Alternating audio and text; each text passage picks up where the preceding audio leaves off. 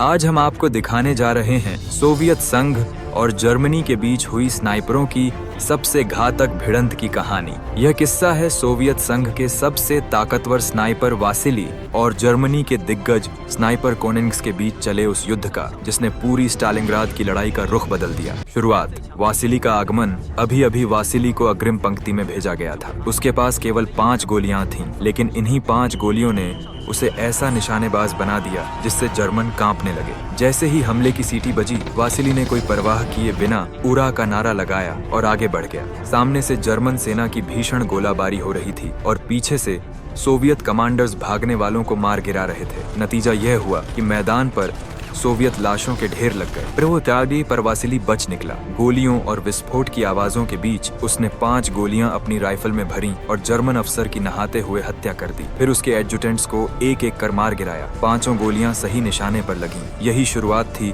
उस खौफनाक सफर की जिसमें वह दुश्मन का भय बना। वासिली की कामयाबी। सिर्फ 1 हफ्ते में उसने 50 जर्मन अधिकारियों को खत्म कर दिया। यह देख सोवियत सैनिकों का मनोबल बढ़ा और आम लोग भी बड़ी संख्या में भर्ती होने लगे। लेकिन जर्मनों का हौसला टूटने लगा।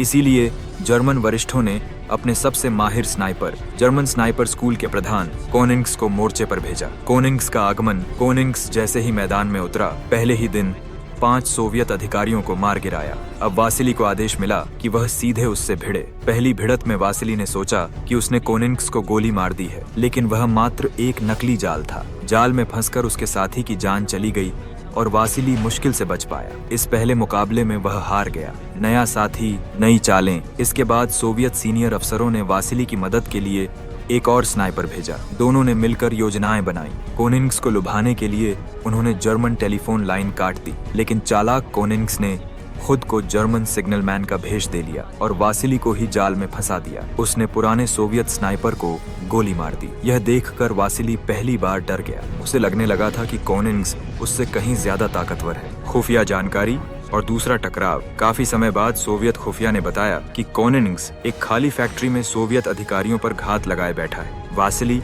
और उसका साथी सीवर पाइप से उसकी तरफ रेंगते गए, लेकिन धूल उड़ने के कारण कोनिंग्स सतर्क हो गया। उसने उनके साथी को गोली मार दी और वासिली का हथियार छीन लिया। मुश्किल हालात में वासिली छिप गया और बचे रहना ही उसकी जीत थी। इसी अफरा तफरी में जर्मनों ने बम दागा। विस्फोट से कांच टूटे और धुआं छा गया। इसी मौके पर वासिली ने झटपट बंदूक उठाई और कोनिंग्स के हाथ पर गोली मार दी।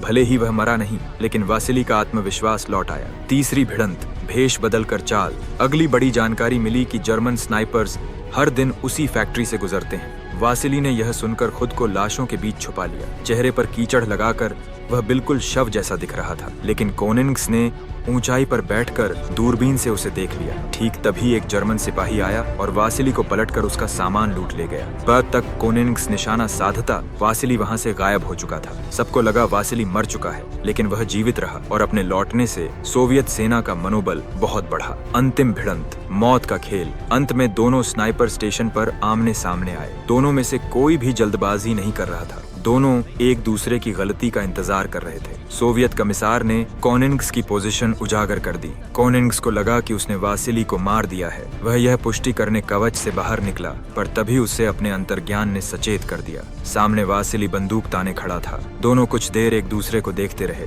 और फिर इस स्नाइपर युद्ध का निर्णायक मोड़ आ गया। यही वह क्षण था जिसने तय कर दिया कि कौन जिंदा बचेगा और कौन इतिहास का हिस्सा बनेगा। परिणाम। वासिली की दास्तान। स्टालिनग्राद की लड़ाई में वासिली ने अपनी मोसिन स्नाइपर राइफल से अकेले 400 जर्मन सैनिकों को मार गिराया। उसके द्वारा प्रशिक्षित स्नाइपर्स ने मिलकर लगभग 10,000 दुश्मन सैनिकों को खत्म किया। यही कारण है कि उसके कारनामे आज भी इतिहास के सबसे बड़े स्नाइपर युद्धों में गिने जाते हैं। अगर आपको यह वीडियो पसंद आई हो तो लाइक, सब्सक्राइब और कमेंट करके जरूर बताएं।